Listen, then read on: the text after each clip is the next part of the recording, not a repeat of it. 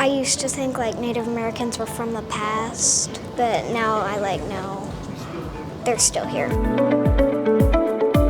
Typically, teaching for 11 years, teaching Native Americans every single year, kids think about them as they're just in the past.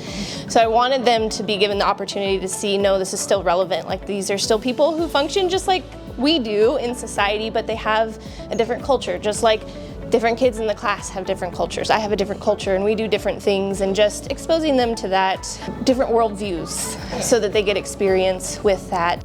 Most kids don't love history, and as a teacher, I want to change that. So getting people to come in and talk to them and getting them to share artifacts and make it more real for them is my goal as a teacher. Them coming helped us learn about it physically, not just mentally. We learned about it mentally and physically by them telling us and showing us. That helped it a lot more. It was really good, and I really liked the dance that she did. That was cool.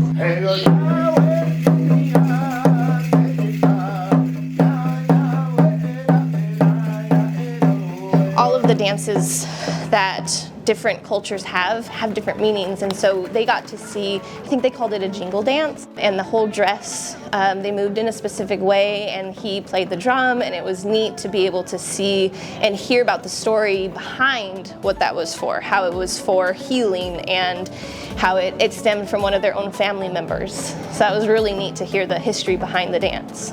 So they were really interested in the artifacts that they shared, and they were excited to be able to touch them, especially the buffalo hide, seeing how the big hump that he talked about was on there, and it was just neat that they got to see and feel and touch all those different things. I like buffalo fur because when we went to Yellowstone, a buffalo tried to stick its head in my window, and I wanted to feel it, but my dad drove away.